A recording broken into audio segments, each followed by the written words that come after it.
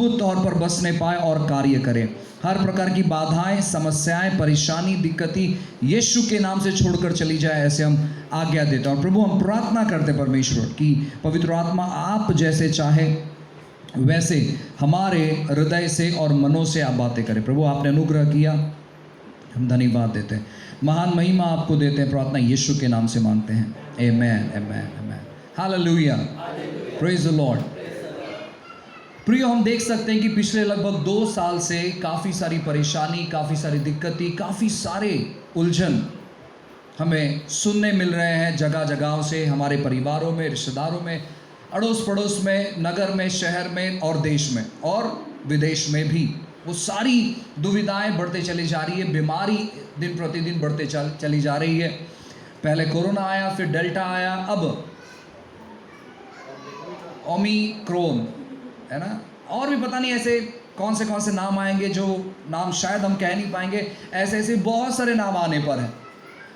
लेकिन जब आप इन चीज़ों की तरफ ध्यान दोगे, जो चीज़ें हो रही है, और उन चीज़ों को ध्यान में रखते हुए एक चीज़ आपको यह भी जानना है कि परमेश्वर भी कुछ चीज़ें कर रहा है। अगर आप शारीरिक तौर पर कुछ चीज़ें देख पा रहे हो, उसका सीधा आपको उल्टा करना है और आपको समझ में आएगा कि परमेश्वर क्या कर रहे हैं। अगर आप परमेश्वर की बातों को नहीं जान पा रहे हैं, आप प्रभु की आवाज़ को नहीं समझ पा रहे हैं, आप परमेश्वर की दिशाओं को नहीं समझ पा रहे हैं, आप परमेश्वर की बातों को नहीं समझ पा रहे, तो आपको क्या करना है? आपको दुनिया की तरफ नजर देना है, पूरे दुनिया में, और देखना है कि पूरे दुनिया में कौन सी गड़बड़ी मची हुई है, कौन सी परेशानी मची हुई, कौन सी दिक्कतें मची हुई है, और उसका सीधा उल्टा करना है। और आपको समझ में आएगा कि परमेश्वर क्या करना चाह रहे हैं। अगर पूरे दुनिया भर में बीमारियां फैलती चली जा रही है और वायरसेस फैलते चले जा रहे हैं, डर का माहौल छाया हुआ है, इसका मतलब है कि परमेश्वर आत्मिक दुनिया में एक ऐसा लहर लाना चाहते हैं जहां पर उसके संतान, उसके बच्चे सेहतपूर्वक परमेश्वर के राज्य को बढ़ाते चले जाएं। हालेलुया। और आज हम उन्हीं चीज़ों के बारे में सीखने पर है कि इस महामारी के बीच में भी, इस वायरसेस के बीच में भी कैसे हम सेहतपूर्वक अपना जीवन बिता सकते हैं। खास करके यह संदेश उनके लिए है जिन्होंने यीशु मसीह पर विश्वास किया है और जो लोग यह मानते हैं कि यीशु मसीह ही परमेश्वर है और उसके अलावा दूसरा कोई नहीं है। अगर आप उनमें से एक है तो मैं आपको बताना चाहता हूं कि कुछ प्रैक्टिसेस को हमें हर बार, हर दिन करना है और दिन में कई बार करना है।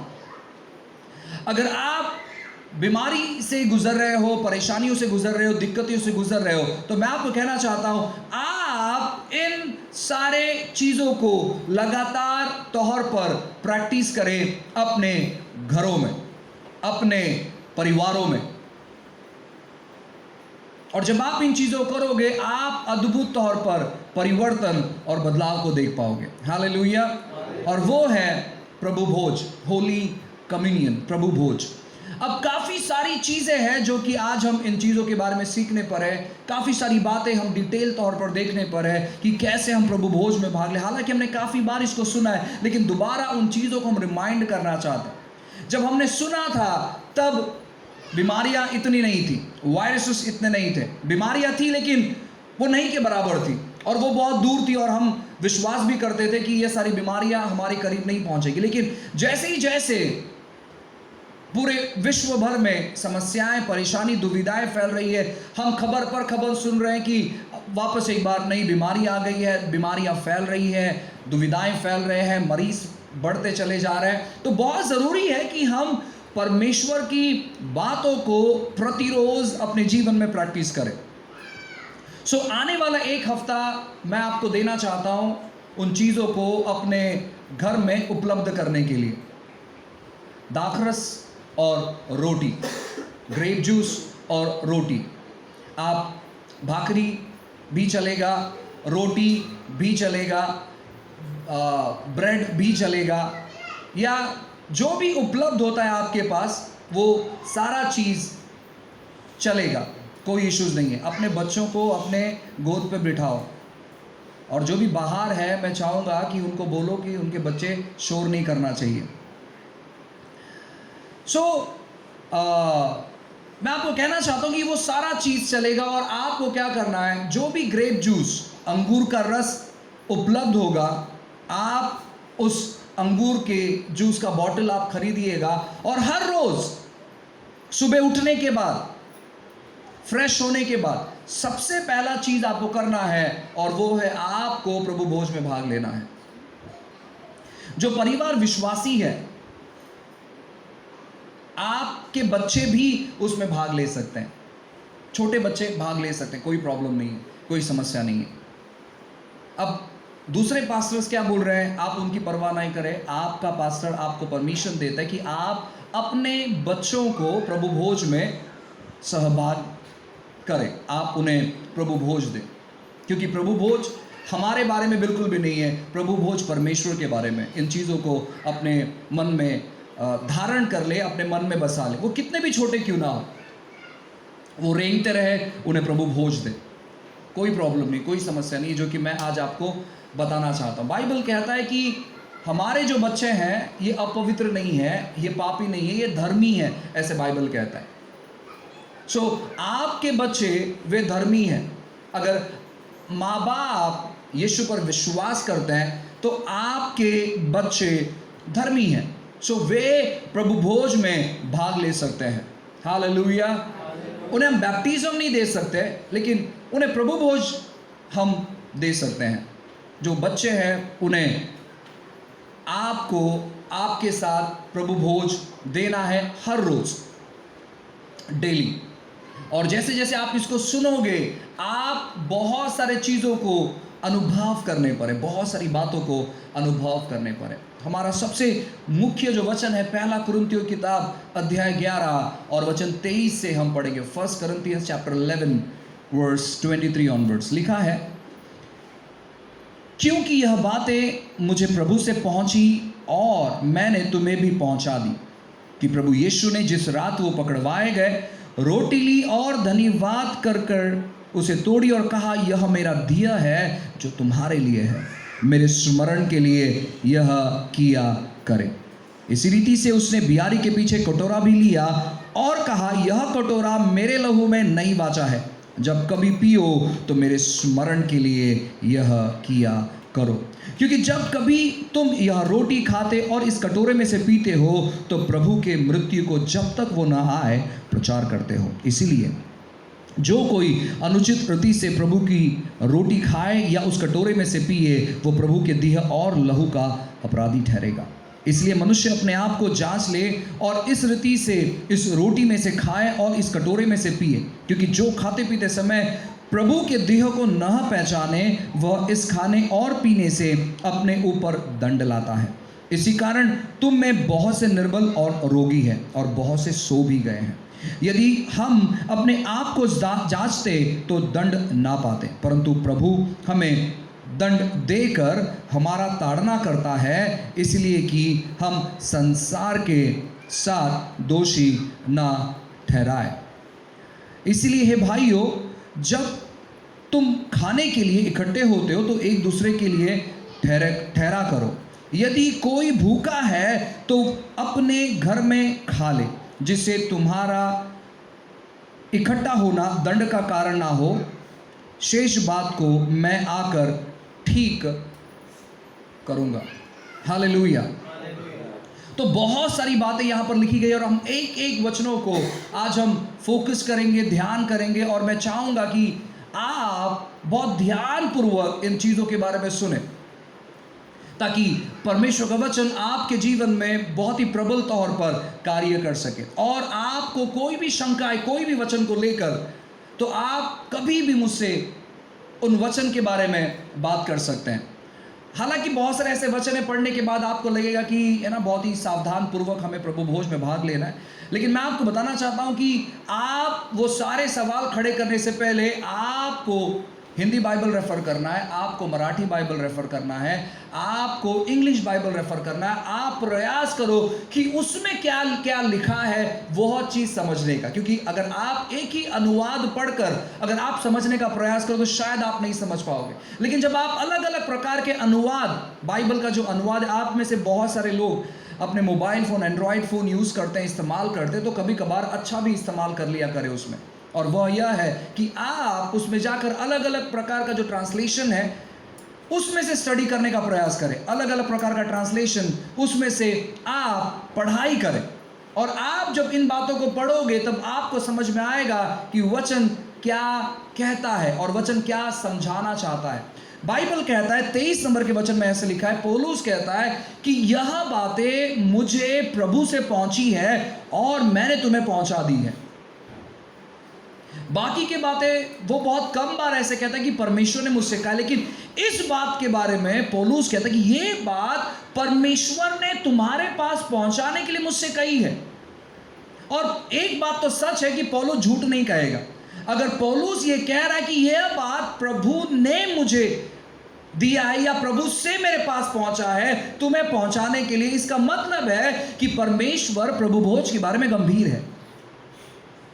परमेश्वर प्रभु भोज के बारे में गंभीर है और परमेश्वर ने प्रभु भोज ठहराया है एक खास मकसद के लिए, और वह मकसद पौलुस कलीसियाओं के साथ बांटना चाहता है।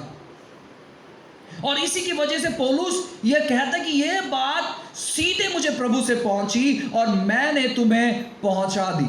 अपने पड़ोस वाले से कहे कि जो बात प्रभु से पहुंचती है वो सामर्थशाली होती है। हालेलुया। सो बाइबल कहता है कि पौलुस कहता है कि यह बात मुझे सीधे परमेश्वर से पहुंची और मैंने तुम्हें पहुंचा दी कि यीशु मसीह जिस रात वो पकड़वाए गए थे, वो पकड़वाए जाने से पहले उन्होंने रोटी ली और धन्यवाद देकर तोड़ी और कहा यह मेरा दिया है। काफी बार हम कहने में मिस्टेक कर देते हैं कि जो रोटी हम अपने हाथों में पकड़ते हैं, जो जूस का प्याला हम अपने हाथों में पकड़ते हैं, हम कहते हैं कि ये परमेश्वर के दिया का प्रतीक है, ये यीशु के लहू का प्रतीक है। लेकिन बाइबल ऐसे नहीं कहता है कि वो प्रतीक है। बाइबल कहता है कि वो यीशु का दिया है और वो यीशु का लहू है। हालेलुया। वो यीशु का दिया है और वो यीशु का लहू है। तो जब कभी आप प्रभु भोज में भाग लेते हैं तो आपको विश्वास करना है कि वही यीशु का दिया है और वही यीशु का लहू है, जो यीशु यहां पर डिक्लेयर करे, जो यीशु यहां पर कहना चाहते हैं कि ये मेरा दिया है। वो प्रतीक नहीं है, वो स्वयं यीशु का दिया है। आप अगर बीमारियों से गुजर रहे हैं, प्रभु भोज आपको उन सारे चीज़ों से बाहर लेकर आएगा। जितने भी लोग अपने उम्र में बढ़ रहे हैं और आपकी आंखों की रोशनी कमज़ोर हो रही है या फिर आपको हड्डियों की समस्या हो गई है या फिर जो भी उस उम्र में होता है, आप ये मत समझे कि ये नॉर्मल है, इतने उम्र में तो ये होगा ही, पाँव तो दर्द देगा। मैं आपको बताना चाहता हूँ बाइबल ऐसे बिल्कुल भी नहीं कहता है। बाइबल ऐसे बिल्कुल भी नहीं कहता कि इतने उम्र होने के बाद ये सारी बातें आपके शरीर में दिखाई देनी चाहिए। बाइबल आपको यह बताता है कि आपका उम्र जो है वो रिवर्स हो सकता है ना। लोग कहते हैं कि काश परमेश्वर रिवर्स बटन अगर हमें दे देता तो हम काफ़ी साल पीछे जा सकते थे। और मैं आपको बताना चाहता हूँ प्रभु भोज ये रिवर्स बटन है। आपको आपके पुराने समय में ये लेकर जा सकता है अगर आप इस पर विश्वास करोगे। आप इस पर विश्वास करोगे। ये आपको आपके जवानी के समय में लेकर जा सकता है।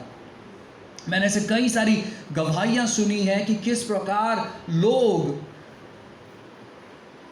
उनकी उम्र में उन्होंने बदलाव देखा। जो लोग बूढ़े होने के बाद बहुतायत लोगों में एक चीज़ होता है, वो यह है कि वो बहुत जल्दी भूल जाते हैं। अरे मैं कुछ तो करने के लिए इधर आया था, मुझे याद नहीं कि क्या है। मैंने कुछ तो सामान लेकर आया था और मैं भूल गया कि मैंने कहाँ पर रखा है। और आज सबसे बड़ी समस्या क्या है मालूम है कि ये बुजुर्गों के साथ नहीं होता, ये सबके साथ होता है। चाहे वो बच्चे हैं, चाहे वो जवानी, ये सबके साथ होता है। यानी मेमोरी लॉस जो है, ये प्रक्रिया शुरू हो गया। और जब आप डॉक्टर को विजिट करते हैं, डॉक्टर क्या कहता है कि आप में विटामिन्स की कमी है, आपके अंदर मिनरल्स की कमी है, आपके अंदर आयरन्स की कमी है, सो मैं आपको टैबलेट्स लिख कर देता हूँ और आप इन टैबलेट्स को लेते रहिए, और ताकि है ना वो सारा विटामिन की कमी, आयरन की कमी, खून की कमी, ये सारी बढ़ोतरी हो आपके अंदर। आपको मैं बताना चाहता हूँ ना, ये सारी जो टैबलेट्स है, ये सारी जो चीज़ें हैं, ये उन चीज़ों से बनाई गई है जिसको हम फॉलन अर्थ कहते हैं, यानी पाप में डूबा हुआ दुनिया या पृथ्वी। पृथ्वी ब्लेस्ड नहीं है, आशीषित नहीं है। पृथ्वी श्राप से भरी हुई है और वो इंतजार कर रही है परमेश्वर के बेटों का, वो इंतजार कर रही है। आज भी जो भी चीजें पृथ्वी से उगती है, मैं आपको बताना चाहता हूं ना, उसमें 100% वह चीजें नहीं होती है जिस प्रकार उनको बनाया गया था। अगर आज आप कोई भी फल इसका टेस्ट करोगे तो वो फल 100 साल पहले, 50 साल पहले जैसे था वैसा फल अभी नहीं है, वैसी तरकारी अभी नहीं है, भाजी अभी नहीं है। हर चीज टोटली फर्टिलाइज तौर पर। आप कोई भी किसान से मिलकर देखिए, कोई भी भारत के किसी भी किसान के पास चले जाइए जो सब्जियों का, भाजियों का खेती करता है या कोई भी चीज का खेती करता है, उनको पूछना आप कि बिना दवाई मिलाए, बिना खत मिलाए क्या आप खेती कर सकते हो, और वो कहेंगे नहीं, बिल्कुल भी नहीं। क्योंकि बिना दवाइयों के, बिना फर्टिलाइजर के अगर उन्होंने खेती की, वो सारा खेती खराब हो जाएगा। लेकिन पहले ऐसे बिल्कुल भी नहीं था। आज से 100 साल पहले ऐसा बिल्कुल भी नहीं था, ऐसा कोई फर्टिलाइजर नहीं था, वो सब ऑर्गेनिक तौर पर तैयार होता था। आज से 200 साल पहले, 500 साल पहले, 1000 साल पहले वो सारा चीज बहुत ही प्योर था, बहुत ही शुद्ध था। लेकिन अब ऐसा बिल्कुल भी नहीं है, क्योंकि जमीन का जो हालत है वो दिन प्रतिदिन खराब होते चले जा रहा है, और दवाइयां, हर एक चीज वहीं से निर्माण होता है। और इंसानों को लगता है कि हम यह चीज खाने के जरिए हमारे शरीरों में हम सुधारना लेकर आ सकते हैं, जो कि गलत है, जो कि गलत है। अगर आप बदलाव और परिवर्तन देखना चाहते हो, एक चीज आपको करना है, और वह है कि अलौकिक तौर पर परमेश्वर के दिया पर आपको विश्वास करना है, आपको विश्वास करना है। बाइबल कहता है, यहां पर लिखा गया है वचन 23 और 24 में, क्योंकि यह बातें मुझे प्रभु से पहुंची और मैंने तुम्हें पहुंचा दी कि प्रभु यीशु ने जिस रात वो पकड़वाए गए रोटी ली और धन्यवाद करके तोड़ी और कहा, यह मेरा दिया है। उन्होंने ये नहीं कहा कि यह मेरे दिया का प्रतीक है, यह मेरा दिया है जो तुम्हारे लिए तोड़ा गया है, जो तुम्हारे लिए तोड़ा गया है। मेरे स्मरण के लिए यह किया करो। जब भी कभी आप प्रभु भोज में भाग लेते हो, बाइबल कहता है आपको परमेश्वर के दियों को स्मरण करना है। और बाइबल कहता है, उसके आगे ऐसा लिखा गया है, इसी रीति से उसने बियारी के पीछे कटोरा भी लिया और कहा, यह कटोरा मेरे लहू में नई वाचा है, जब कब पियो तो मेरे स्मरण के लिए यह किया करो। क्योंकि जब कभी तुम यह रोटी खाते हो और इस कटोरे में से पीते हो तो प्रभु के मृत्यु का जब तक वो न आए प्रचार करते हो। ये दोनों चीज, रोटी और लहू, ये अलग अलग चीजों को दर्शाता है। एक बहुत ही खूबसूरत वचन है, लिखा है 27 नंबर के वचन, लिखा है, इसलिए जो कोई अनुचित रीति से प्रभु की रोटी खाए और इस कटोरे में से पिए तो वह प्रभु के देह का और लहू का अपराधी ठहरेगा। इसलिए मनुष्य अपने आप को जांच ले और इस रीति से इस रोटी में से खाए और इस कटोरे में से पिए। काफी बार लोग जब इन वचनों को पढ़ते हैं, खास करके पारंपरिक लोग, उनको लगता है कि हम प्रभु भोज में भाग नहीं ले, क्योंकि अगर हम प्रभु भोज में भाग लेंगे तो ये सारा दंड हमारे ऊपर आ जाएगा, और उसी के वजह से वे लोग प्रभु भोज में भाग नहीं लेते। वे लोग प्रभु भोज में भाग नहीं लेते। उनको लगता है कि हमारे ऊपर ये सारा दंड, हमारे ऊपर ये सारा अपराध आने के बजाय हम इससे दूर रहे तो बहुत अच्छा है। मैं जब अपने मसीह जीवन को मैंने शुरुआत किया तो महीने में एक बार प्रभु भोज होता था, और जो पुराने लोग हैं वो प्रभु भोज में भाग नहीं लेते थे। मैंने उनसे पूछा एक बार कि आप प्रभु भोज में भाग क्यों नहीं लेते, क्योंकि उस समय मुझे कुछ पता नहीं था। तो उन्होंने कहा एक्चुअली क्या है ना कि कुछ दिन पहले हमारे घर में झगड़ा हुआ मेरी पत्नी के साथ, और उसकी वजह से प्रभु भोज में भाग लेना ठीक नहीं है। सो मुझे लगा ओके, झगड़ा होने के बाद प्रभु भोज में भाग नहीं लेना है। फिर और एक जन से मैंने पूछा कि आपका क्या हो गया, आप प्रभु भोज में भाग क्यों नहीं लेते?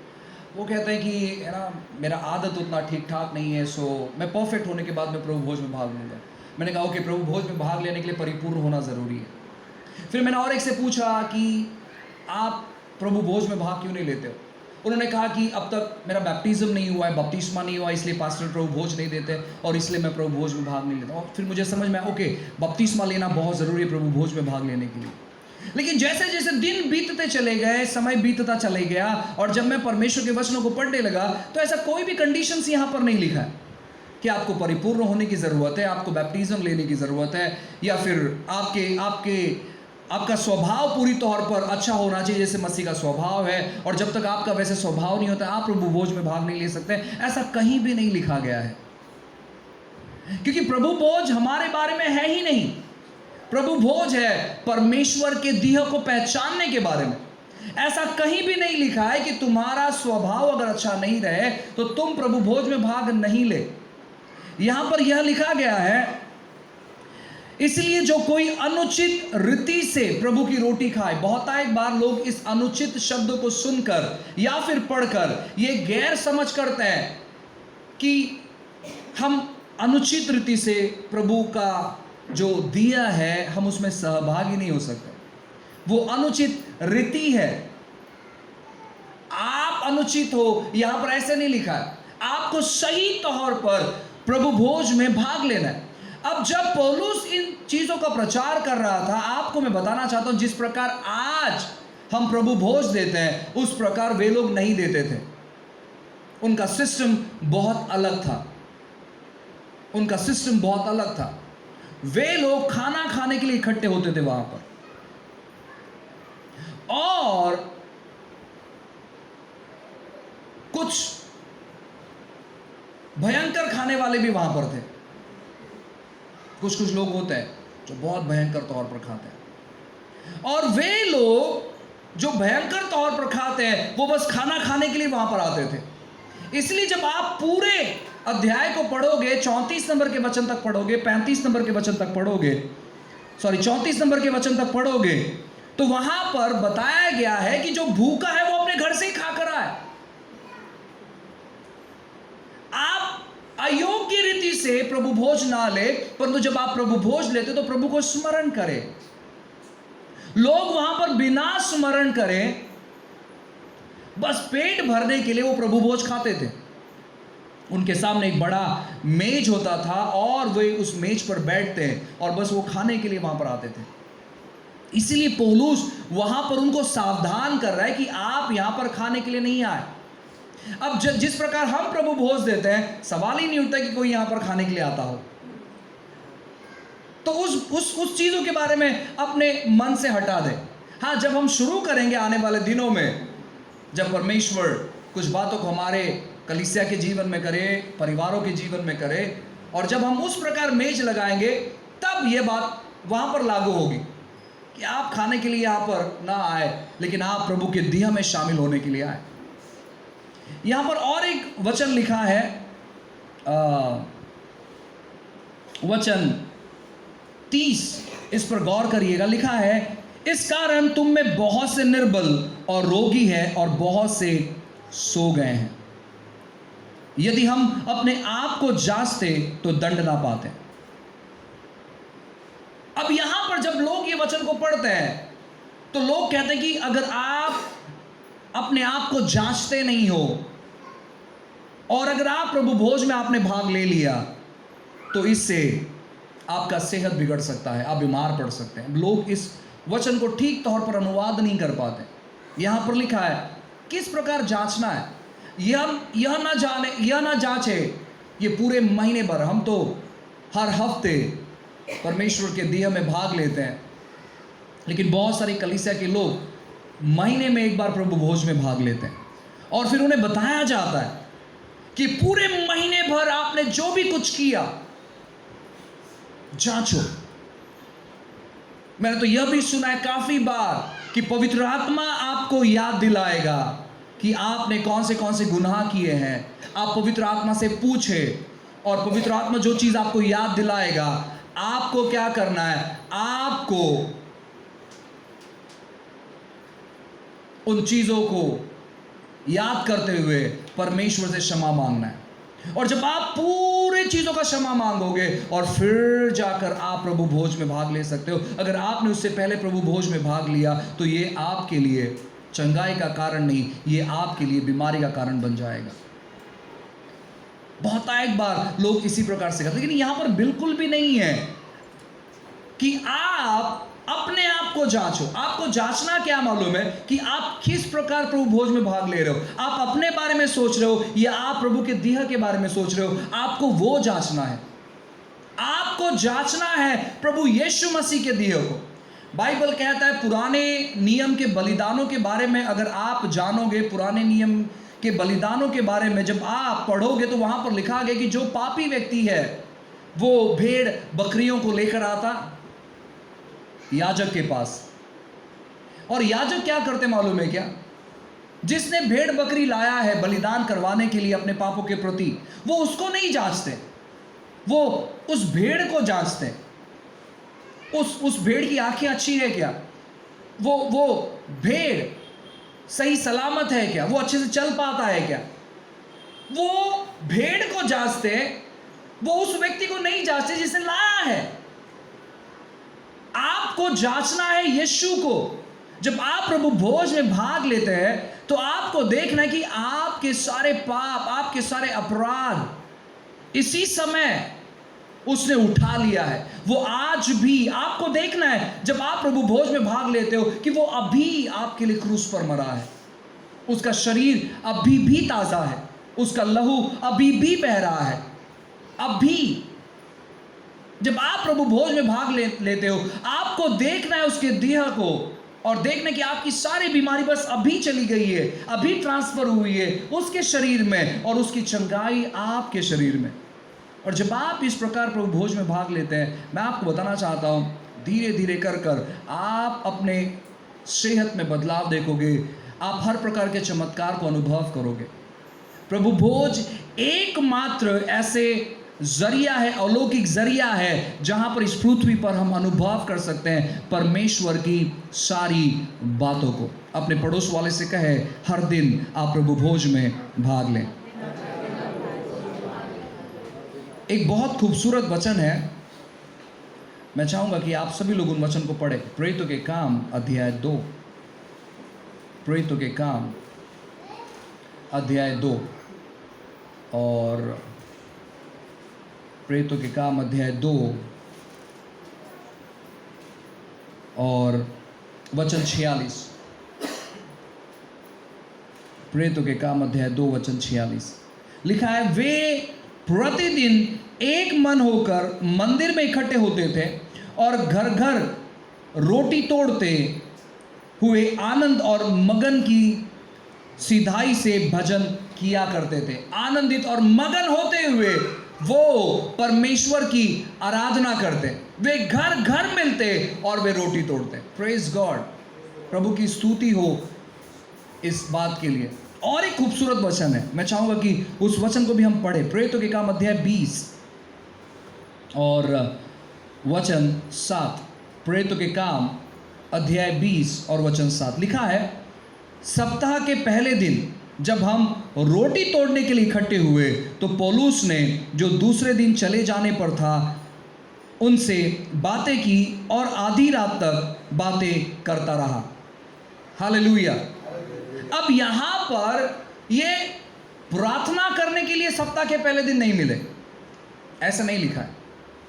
वे वहां पर उस समय पौलुस, जो उस समय का सबसे महान प्रचारक था, उस एरिया में उपलब्ध था और पौलुस को देखने के लिए मिले, ऐसा भी नहीं लिखा है।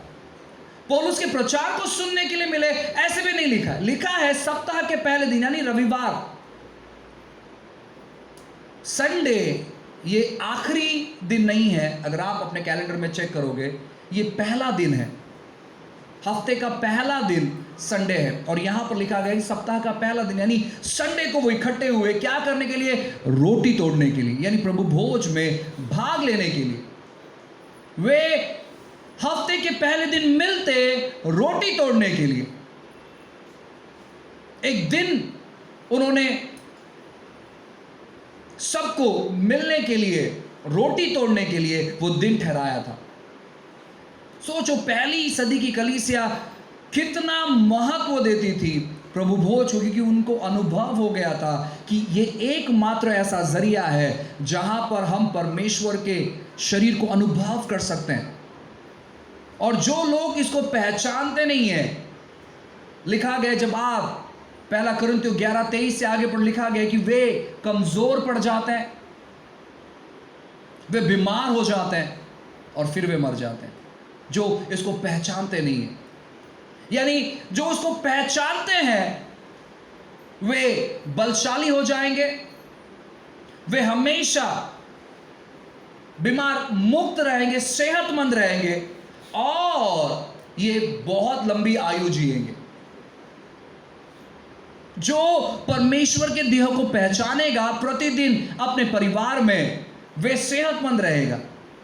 अगर आप सेहतमंद रहना चाहते हो और आप चाहते हो कि आप अपने उम्र से कम दिखे, आपका उम्र है 50 और आप दिखोगे 32 के, आपका उम्र में 40 और आप दिखोगे 22 के, अगर आप ऐसा चाहते हो तो मैं आपको बताना चाहता हूं, प्रभु भोज एकमात्र ऐसा जरिया है। अब तक कोई मेडिसिन, कोई गोली ऐसे नहीं बनाया, आप चाहे जितने भी प्रयास कर ले ढूंढने का कि आपका आयु कम कर देगा, ऐसा कोई गोली नहीं बनाया।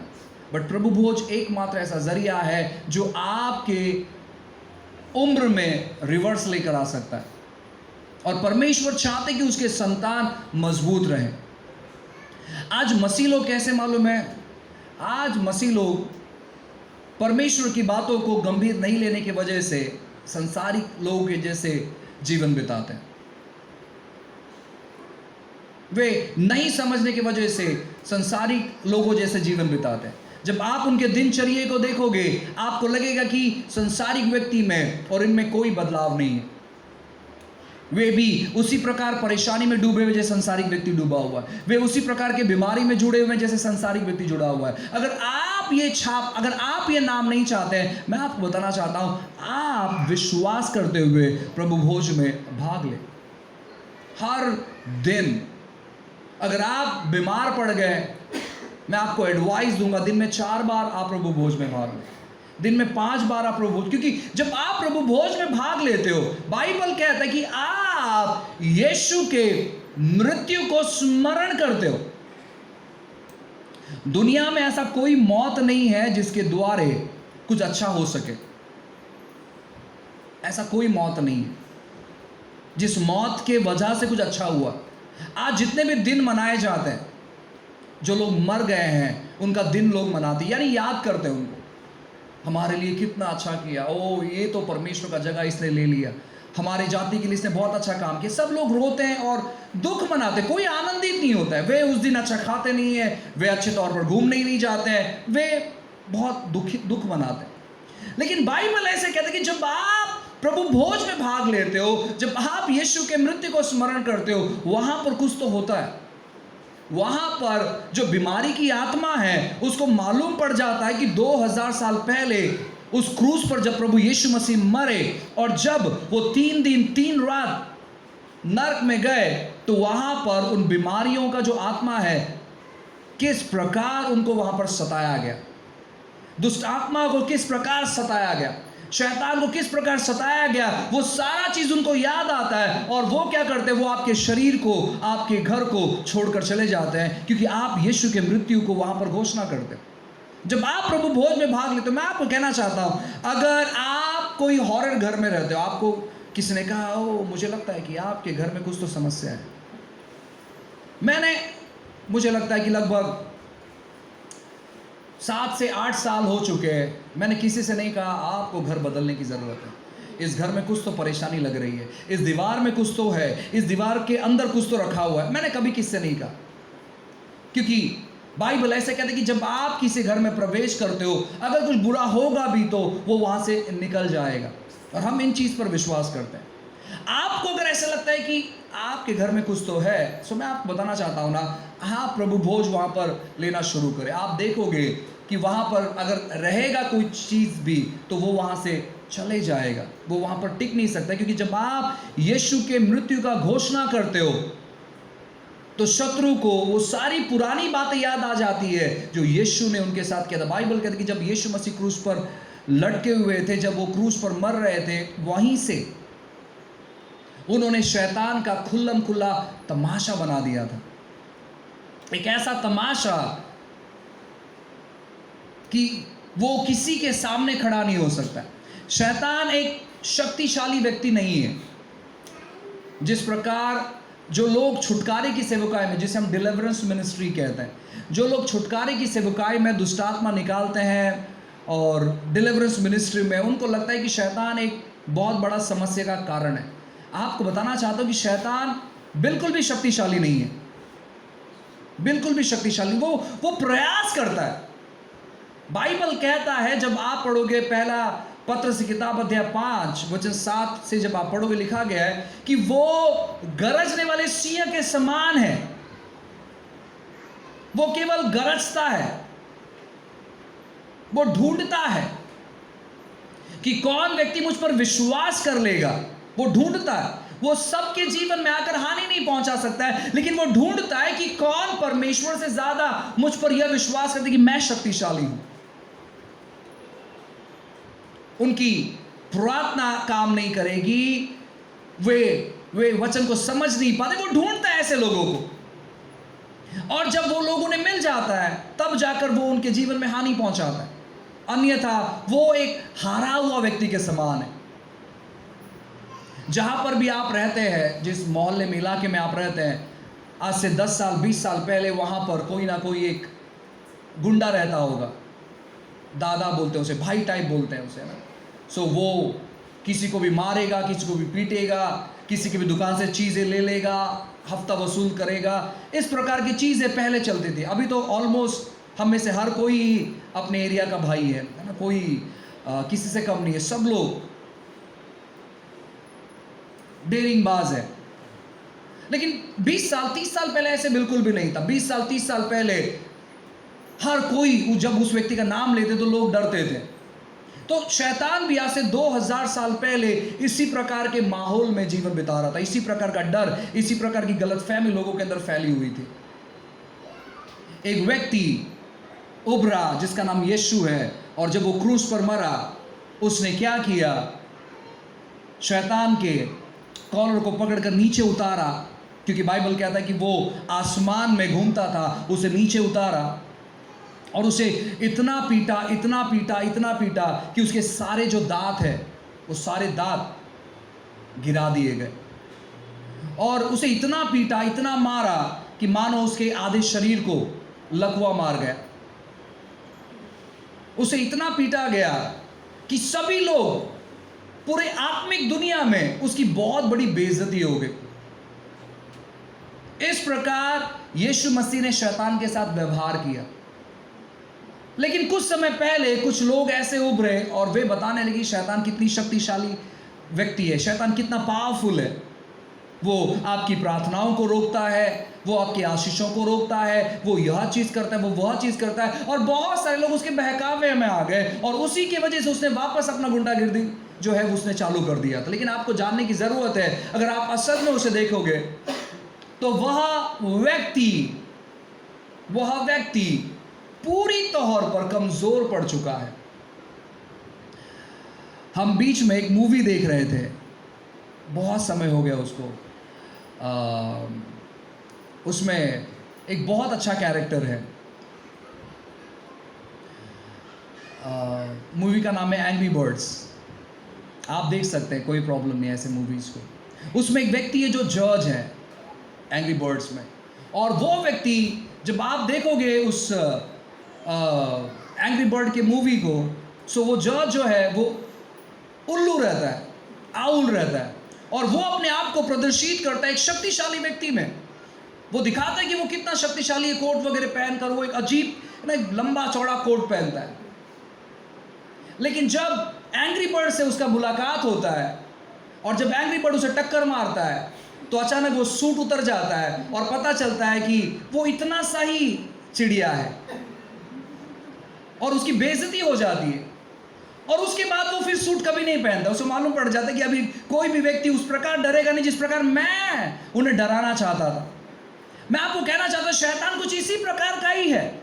वो दिखाई देता है कि वो बहुत शक्तिशाली है, वो आपके जीवन में बहुत सारे हानि को लेकर आ सकता है, लेकिन आपको आपका रवैया बदलना है। और जब आप यह चीज घोषणा करते रहोगे, आपको मालूम पड़ेगा कि सच में शैतान कितना कमजोर था। वो केवल फंसाने का काम कर रहा था, उसमें किसी प्रकार की शक्ति नहीं है, उसमें किसी प्रकार की ताकत नहीं है कि वो हमारे जीवन में किस नुकसान को पहुंचाए। बस वो डराने का प्रयास कर रहा था और हम बस डर रहे थे, हम बस डर रहे थे। वो बस डराने का प्रयास करता है। शत्रु पूरी तौर पर कमजोर है, और जब आप यीशु के मृत्यु को घोषणा करते हो वो और कमजोर बन जाता है, क्योंकि उसको अपने पुराने दिन याद आ जाते हैं। इसीलिए आपको जब आप अपने घर से बाहर निकले, घर से बाहर निकलने से पहले होने दो कि आप डिक्लेयर करें, आप डिक्लेयर करें, आप प्रभु भोज में भाग लें। अगर आपको लग रहा है कि आपकी हड्डियां कमजोर पड़ रही है, आपके आंखें धुंधले पड़ रहे हैं, आपके बाल झड़ रहे हैं, आपको अजीब प्रकार की बीमारी हो रही है, इंडाइजेशन हो रहा है, पचन नहीं हो रहा, आप प्रभु भोज में भाग ले सकते हैं। आप प्रभु भोज में भाग ले सकते हैं। आप स्मरण कर सकते हैं कि आपकी पचन क्रिया पूरी तौर पर बढ़ते चली जा रही है। आपकी वो सारी समस्या को यीशु ने अभी ही अपने ऊपर लिया है। अपने पड़ोस वाले से कहे कि आपके बीमारी को उसने उठा लिया है। हालेलुया। आपके बीमारी को उसने उठा लिया है। आपको बीमार पड़ने की जरूरत नहीं है, आपको कमजोर होने की जरूरत नहीं है। आपके मन में से कोई बात ना चले कि मुझे अच्छा महसूस नहीं हो रहा। अगर आपको अच्छा महसूस नहीं हो रहा है, आप प्रभु भोज में भाग ले। आपके अंदर गलत भावनाएं चल रही है, आप प्रभु भोज में भाग ले। आपका मन बेचैन हो रहा है, आप प्रभु भोज में भाग ले। आप बहुत सारी बीमारियों से जूझ रहे हो, आप प्रभु भोज में भाग ले, जब तक कि आप ठीक नहीं होते। और ठीक होने के बाद भी उन चीज़ों को कंटिन्यू करें, जारी करें। क्योंकि जब आप प्रभु भोज को छूते हो, मानो आप यीशु के देह को छूते। और मुझे नहीं लगता कि यीशु के देह को छूने के बाद कोई व्यक्ति वैसे ही रह सकता है जैसे वो पहले था। हालेलुया। जब भी आप प्रभु भोज में भाग लेते हो, आप ऐसे ना समझे कि ये तो हमने जो आटा पीसा है और जो अन्य रोटी हम खाते हैं उसी रोटी में से तो हमने थोड़ा सा टुकड़ा लिया है। वो सामान्य नहीं है। जब आप उसे देखते हो और प्रभु भोज में उसे तैयार करते हो, मानो कि यीशु मसीह ने स्वयं अपने हाथों से आपको दिया है। आपको विश्वास करना है। हमारा जिंदगी जो है वो विश्वास की जिंदगी है। आप विश्वास जो चीज करोगे, आप उस चीजों को आप अपने जीवन में अनुभव करोगे। और यीशु मसीह ने जिस चीज को ठहराया है, जब आप उसके साथ सहभागी होते हो, आप अद्भुत चीज देख सकते हो, अद्भुत बातें देख सकते हो। आपको प्रभु भोज लेने के लिए किसी भी पास्टर की या लीडर्स की जरूरत नहीं है, आप स्वयं ले सकते हैं। हव्वा ने एक छोटा सा टुकड़ा फल खाया, आदम ने एक छोटा सा टुकड़ा फल खाया, और पूरा दुनिया अभी तक उस समस्या में डूबा हुआ है, उस पाप में डूबा हुआ है उनके वजह से। यीशु मसीह ने उन सारी चीजों को रिवर्स कर दिया। उसने कहा कि 2 टुकड़ों के जरिए मृत्यु ने राज्य किया, मैं वापस 2 टुकड़े ठहराऊंगा कि जिंदगी राज्य कर सके। हालेलुया। तो वो छोटा सा 2 टुकड़ा, उन्होंने कुछ इतना बड़ा पाप नहीं किया था जिसके वजह से वे लोग पाप में फंस गए, मृत्यु ने उनको जकड़ लिया। ऐसा कोई बड़ा चीज नहीं था। उन्होंने बस फल के छोटे छोटे 2 टुकड़े खाए थे।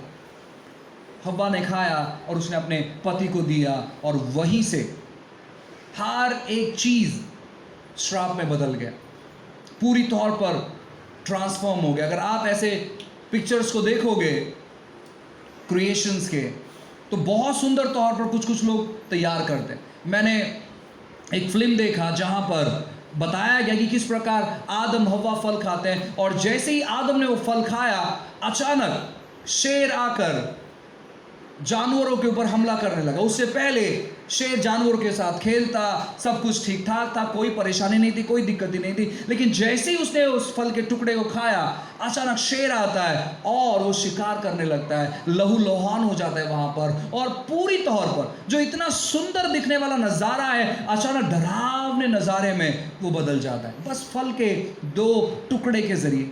आज जो भी डरावनी स्थिति आपको दिखाई देती है, वापस 2 टुकड़े के जरिए वो नज़ारे को आप बदल सकते हैं। अपने ज़िंदगी के नज़ारे को आप बदल सकते हैं, अपने दृष्टिकोण को आप बदल सकते हैं, अपने परिवार के स्थिति को आप बदल सकते हैं, आपके शारीरिक स्थिति को आप बदल सकते हैं, आपके मन के स्थिति को आप बदल सकते हैं। आप देख सकते हैं कैसे परमेश्वर आपके जीवन में कार्य करेंगे जब आप पहचानोगे प्रभु यीशु मसीह के दीह को।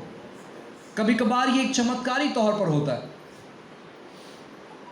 अचानक से आप बदलाव देखोगे अपने शरीर में, मानो वो बीमारी आपको छोड़कर चली गई। लेकिन कभी कभार ये चीज धीरे धीरे होता है, बहुत ही वक्त लेता है, स्लोली। यानी अगर आप मानो आपके सर पर बाल नहीं है, सो कभी कभार ऐसे होगा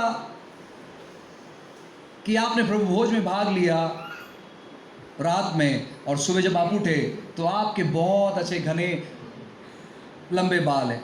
हो सकता है ऐसे हुआ है बहुत सारे लोगों के जीवन में।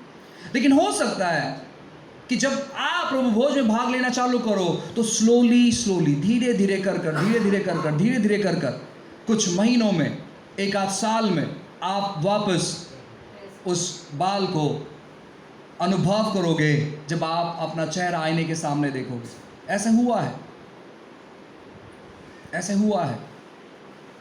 ऐसे बहुत सारी गवाहियों को हमने सुना है कि कैसे परमेश्वर कार्य करते हैं।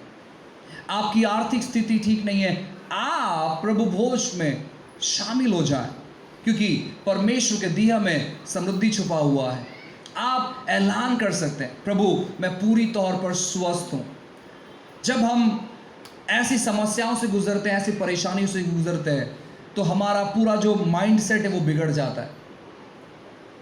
हम अपने परिवार के बारे में सोचते हैं, हम अपने करियर के बारे में सोचते हैं, हम अपने भविष्य के बारे में सोचते हैं, और हमें कुछ भी अच्छा नहीं लगता है, क्योंकि हमारा जो माइंड का स्थिति है वो पूरी तौर पर बिगड़ा हुआ रहता है। हमें सही चुनाव करने नहीं आता है।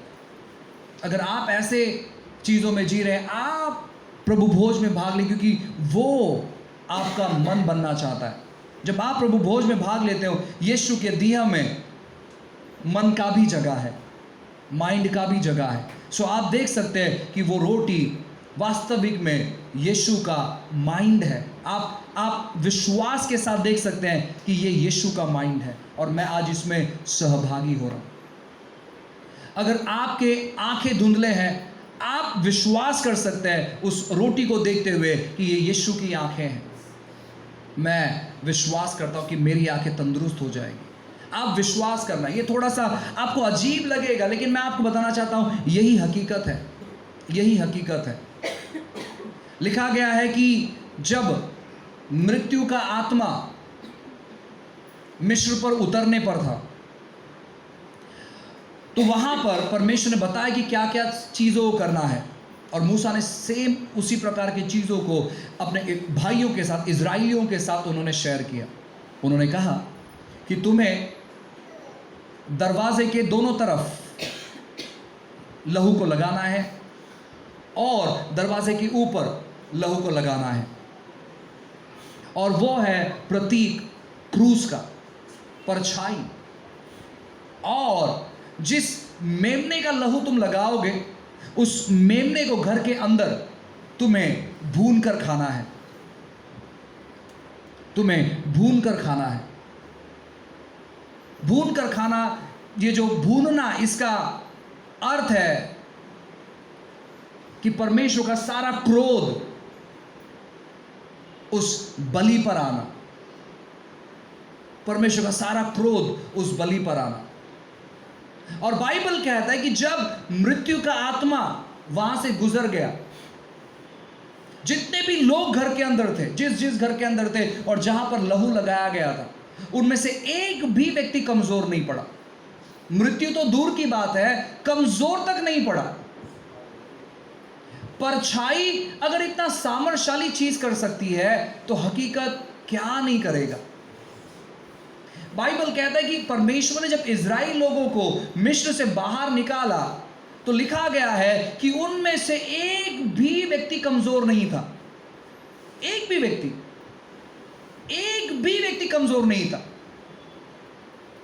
और सेम उसी वचन में ऐसे लिखा है कि उन्होंने सारे मिस्रियों को लूट लिया। वो आपको कमजोर भी देखना पसंद नहीं करता है और वो आपको दरिद्र देखना भी पसंद नहीं करता है। वो एक भरपूरता का जिंदगी आपको देना चाहता है। और जब आप इन चीजों पर विश्वास करते हो और प्रभु के दीह में भाग लेते हो, अद्भुत चीजें आपके जीवन में होना चालू हो जाती है। इसलिए आपको प्रतिदिन परमेश्वर के दीह में भाग लेना है। जब आप परमेश्वर के दीह में भाग लेना चालू करोगे, परमेश्वर आपको नए नए आइडियाज देना चालू करेगा।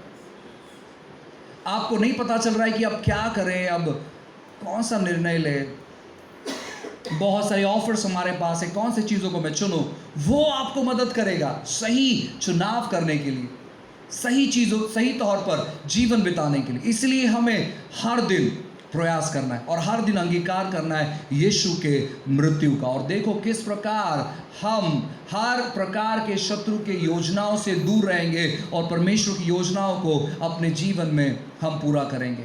ये रीति रिवाज नहीं है, लेकिन ये एक ऐसा जिंदगी है जो परमेश्वर हमें देना चाहता है।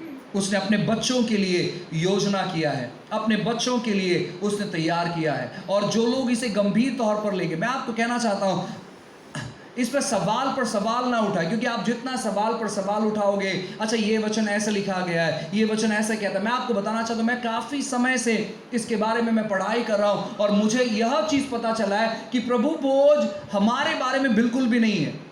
हम कितने परिपूर्ण हैं, हम कितने अच्छे हैं, हमारा स्वभाव कितना अच्छा है, इसके बारे में बिल्कुल भी नहीं है। प्रभु भोज है परमेश्वर के दीह को पहचानने के बारे में। प्रभु भोज है उसके बलिदानों को स्मरण करने के बारे में। प्रभु भोज है कि क्रूस पर जब यीशु मसीह लटकाए गए थे, उनको उस क्रूस पर देखने के बारे में, हमारे पापों को उसने उठा लिया, उन चीजों को डिक्लेयर करने के बारे में, यीशु मसीह के मृत्यु को घोषणा करने के बारे में प्रभु भोज है। और इसी चीज को हमको पहचानना है, इसी चीज को हमें जांचना है कि क्या मैं उस चीज को जांच रहा हूं जिस चीज को मुझे जांचना है, या मैं अपने आप को जांच रहा हूं। पवित्र आत्मा नए नियम में कोई भी विश्वासी के पापों को कभी स्मरण नहीं दिलाते।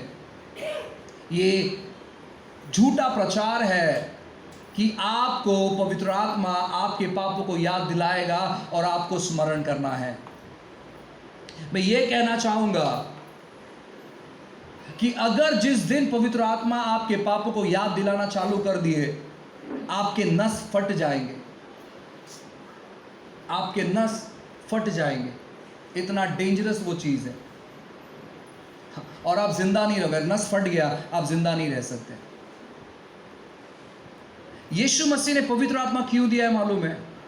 यीशु मसीह ने पवित्र आत्मा इसलिए दिया है, जब आप कोई गलती करे तो वो आपको याद दिलाए, हे तू शुद्ध है, तू पवित्र है, तू धर्मी है, यीशु तुझसे प्यार करता है, तू यीशु का संतान है, तू यीशु के परिवार में शामिल किया गया है। ये चीज़ों को याद दिलाने के लिए, ना ही तो ओ तू गलत है, ओ देख तूने गलत किया है। ये चीज़ों को पवित्र आत्मा बिल्कुल भी याद नहीं दिलाते।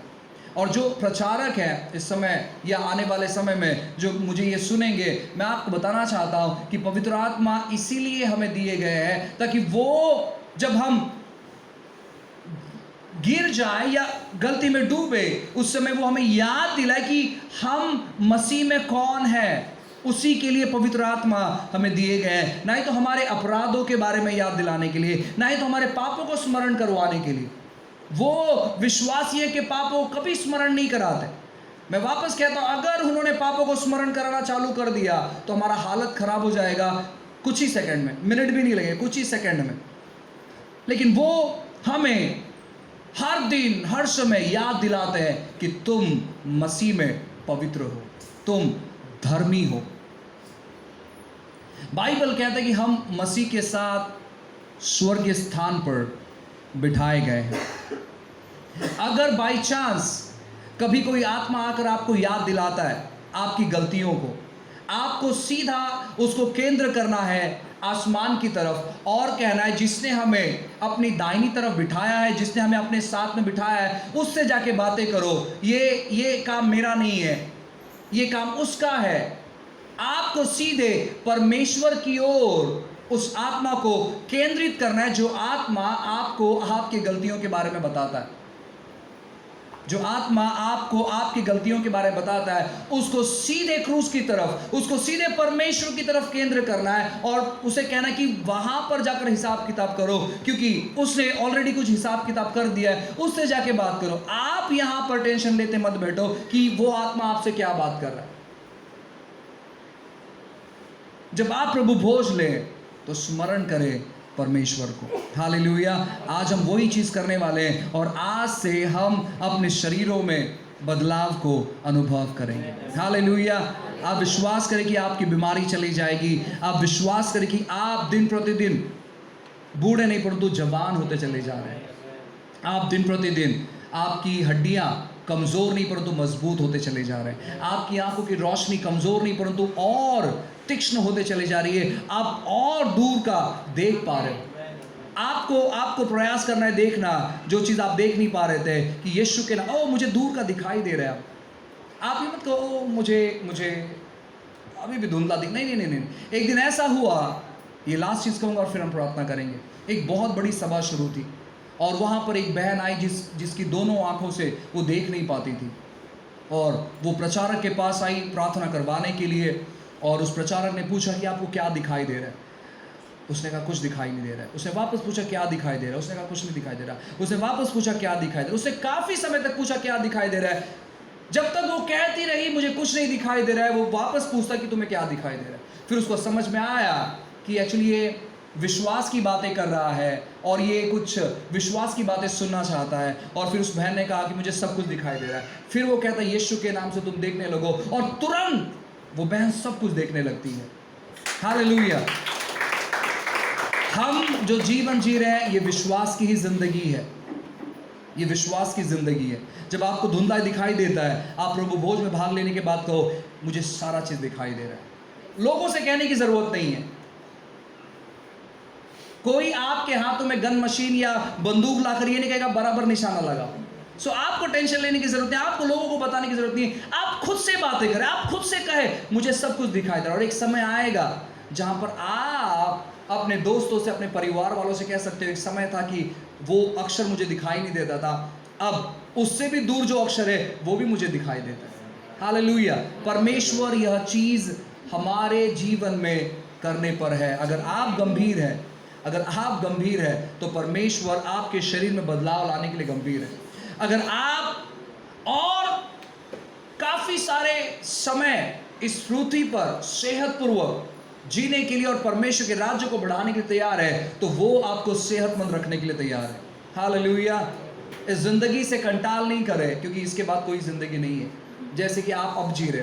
वो जिंदगी जो है वो अलग जिंदगी है। वहां पर आपका चुनाव नहीं रहेगा। वहां पर आप बिरयानी नहीं खा सकते हैं, वहां पर आप लॉलीपॉप नहीं खा सकते हैं, वहां पर आपको भूख नहीं लगेगा, आपको प्यास नहीं लगेगा। वो एक अलग जिंदगी है।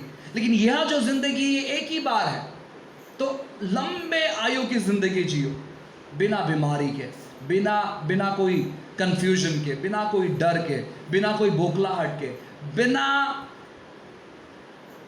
वो याददाश्त के कि आप बहुत जल्दी भूल जाते हैं। ऐसा कोई चीज आपके साथ नहीं होगा अगर हम प्रतिरोज प्रभु भोज में भाग लेंगे। सो ये एक हफ्ता हम आपको देना चाहते हैं कि आप इन सारी चीज़ों की तैयारी करें अपने घर में, और एक हफ्ते के बाद हम प्रयास करेंगे कि हम हर रोज सुबह जब हम नाश्ता करें या फिर घर से बाहर जाने से पहले हम लोग प्रभु भोज में परिवार के साथ शामिल हो और उसके बाद अपने दिनचर्या को हम शुरुआत करें। हालेलुया। और हो सके उसके कुछ समय के बाद अपने दिन का जो अंत है, यानी जब हम सोने से पहले हम वापस एक बार प्रभु भोज में भाग लें। ज़रूरी नहीं कि आपको 1 घंटा प्रार्थना करना, नहीं नहीं नहीं नहीं, सिंपल तौर पर स्मरण करें प्रभु को, याद करें परमेश्वर को, डिक्लेयर करें उसके मृत्यु को, स्मरण करें कि परमेश्वर ने आपके लिए क्या किया, डिक्लेरेशन करें कि पर आप क्या चाहते हो आपके जीवन में, उसके दीहों को पहचानें, उसके लहू को पहचानें और उसमें सहभागी। और देखिए किस प्रकार परमेश्वर हमारे कलीसिया के जीवन में गवाही पर गवाही निर्माण करते हैं। हालेलुया। आइए हम सब लोग खड़े हो जाएंगे। Thank you Lord. हालेलुया। अपनी आंखों को बंद करें, प्रभु को धन्यवाद करें क्योंकि वो महान है, वो अद्भुत है। आइए सब लोग, लव यू जीसस। आइए हर कोई खड़े हो जाए। इस समय हम स्मरण करें, अपने आंखों के सामने यीशु के क्रूस को लेकर आए, यीशु के देह को लेकर आए और देखें कि उसने आपके सारे अपराधों को अपने ऊपर उठा लिया है। Love you daddy, worship you Jesus. Hallelujah. Thank you Jesus. Love you Jesus. Hallelujah. आइए जैसे ही आपके पास प्रभु भोज लाया जा रहा है, इसे अपने हाथों में थामे। Thank you, Jesus. We love you, Lord. Hallelujah. Thank you, Lord. We worship you, Jesus. Thank you, Jesus. आइए हर कोई, धन्यवाद यीशु। Love you, Lord. Hallelujah. हर कोई उसको धन्यवाद। जैसे ही आपके हाथों में आप इस रोटी और इस दाखरस को लेते हो, उसे स्मरण करें, उसे याद करें। Love you, Daddy. Worship you, Jesus. Hallelujah. Thank you, Jesus. We love you, Lord. Hallelujah.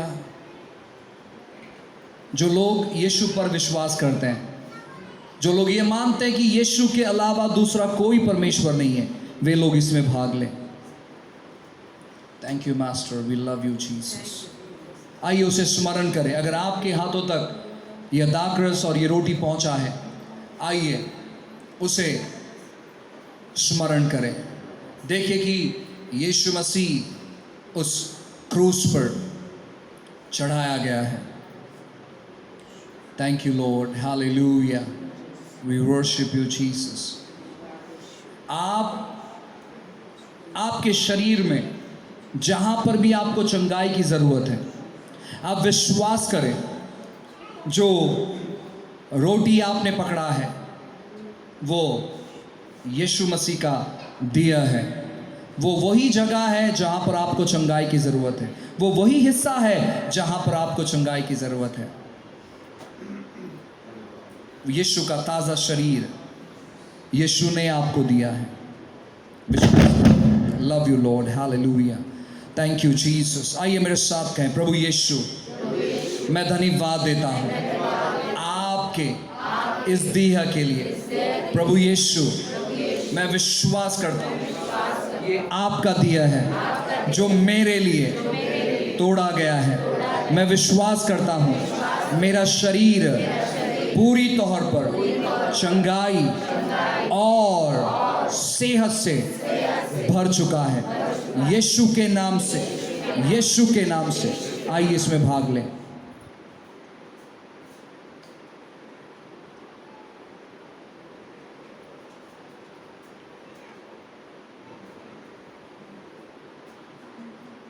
Thank you, Jesus. Lord, we worship you. Hallelujah.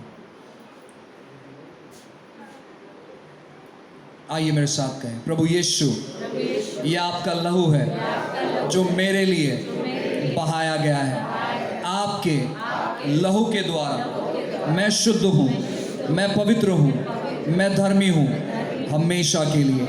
आपका लहू मुझे हमेशा संभालता है और धर्मी बनाए रखता है।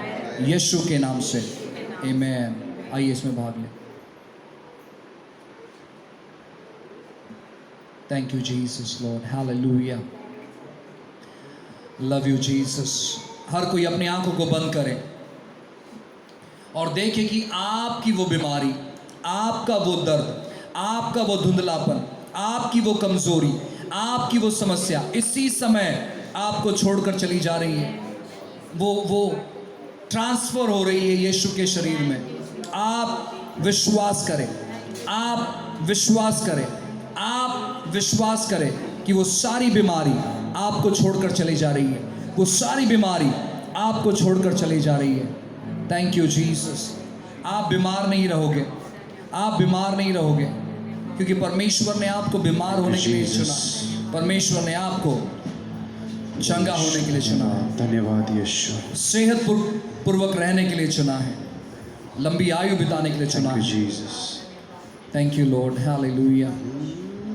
Thank you Jesus, thank you Lord. आइए मेरे साथ घोषणा करें, मेरे साथ कहें, प्रभु यीशु मैं विश्वास करता हूँ मैं इस पृथ्वी पर लंबे समय की आयु जीऊंगा। यीशु के नाम से मैं बीमार नहीं पड़ूंगा। कोई भी वायरस, कोई भी बीमारी मेरे शरीर में, मेरे घर में प्रवेश नहीं कर सकती। यीशु के नाम से मैं यीशु के मृत्यु को घोषणा करता हूँ। यीशु मसीह मैं विश्वास करता हूँ कि आप हमारे चंगाई हो। यीशु के नाम से मैं इस पृथ्वी पर सेहत पूर्वक रहूंगा। सेहत मेरे शरीर से उमड़ रही है। यीशु के नाम से मैं ये घोषणा करता हूँ कि मैं लोगों के लिए चंगाई के काम आऊंगा। मेरी गवाही लोगों के जीवन में परिवर्तन लेकर आएगी। यीशु के नाम से मेरे अंदर किसी भी प्रकार की बीमारी नहीं है, कमजोरी नहीं है। मैं इसके बाद दवाइयों से दूर रहूंगा, क्योंकि कोई भी बीमारी मेरे शरीर में नहीं है। हर प्रकार की दवाई, हर प्रकार के टैबलेट्स मेरे लिए नहीं बने हैं। यीशु के नाम से परमेश्वर मेरी चंगाई है, और मैं इस समय अनुभव कर रहा हूँ यीशु के नाम से। आमेन, हालेलुया। क्यों ना एक जोरदार ताली बजाएंगे। अपने हाथों में अपने अर्पण को ले, जिन्होंने दशमांश लाया अपने दशमांश को ले, हम धन्यवाद के साथ प्रभु के राज्य में बोएंगे। Thank you Jesus, hallelujah.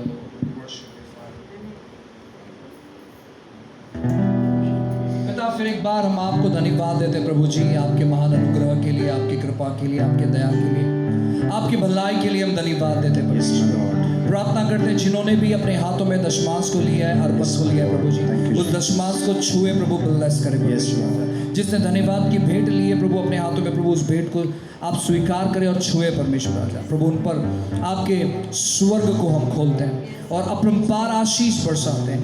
ऐसे आशीष परमेश्वर की लोगों को ये पता चले कि आपने उन्हें ब्लेस किया प्रभु। जिन्होंने अपने हाथों में बीज को लिए प्रभु, उस बीज को ब्लेस करें परमेश्वर। और प्रभु आपने अनुग्रह किया, धन्यवाद देते हैं। महान महिमा आपको देते, प्रार्थना यीशु के नाम से मांगते हैं, आमीन। आइए नाचते गाते हुए हम इस अर्पण को लेंगे। स्तुति आराधना ऊपर जाती है, लेकर नीचे आती है। स्तुति आराधना ऊपर जाती है, आशीष लेकर नीचे आती है। हे प्रभु हमारा कितना महान, देखो हमसे करता है प्यार। प्रभु हमारा कितना महान, देखो हमसे करता है प्यार। Hallelujah, hallelujah, hallelujah, hallelujah, hallelujah, hallelujah, hallelujah. प्रार्थना विनती ऊपर जाती है, उत्तर लेकर नीचे आती है।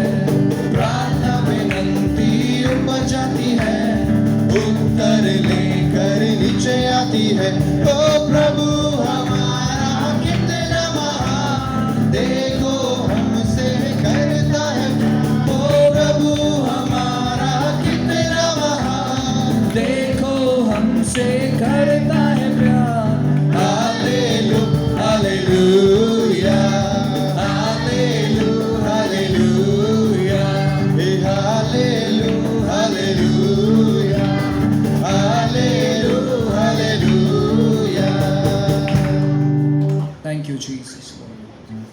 पिता का प्रेम, प्रभु यीशु मसीह कृपा और पवित्र आत्मा की मीठी सुभागिता आप से लेकर यीशु आने तक हम हर एक लोग के साथ बनी रहे। आमेन। सो गॉड ब्लेस यू। प्रभु आपको आशीष करे। याद रखिएगा कि अगले संडे हमारा चर्च यहीं पर है सुबह 10 बजे। सो आप अपने परिवार के साथ, अपने दोस्तों के साथ आइएगा और आप अपने घर में कम्युनियन सेट लेकर रखिएगा, प्रभु भोज लेकर रखिएगा। आपको उस प्रकार ग्लास खरीदने की ज़रूरत नहीं है जिस प्रकार हमारे पास है, आप अपने ग्लास में ले सकते हैं, लेकिन दाखरस आप खरीदिएगा और आप रोटी का इस्तेमाल कर सकते हैं, आप भाकरी का इस्तेमाल कर सकते हैं, आप फ्रेश ब्रेड का इस्तेमाल कर सकते हैं, जैसे भी आपके पास उपलब्ध है। और जो दाखरस हम इस्तेमाल करते हैं, अगर आपको नहीं मिल रहा है, भाई संदीप है, आप उनसे संपर्क कर सकते हैं, उन्हें कांटेक्ट कर सकते हैं कि कहाँ पर मिलेगा, वो आपको एड्रेस बताएंगे। आप उन चीज़ों को लेकर आ सकते हैं अपने घर में, ताकि हम परमेश्वर की बातों को अपने जीवन में देखें। सो गॉड ब्लेस यू। प्रभु आपको आशीष करें।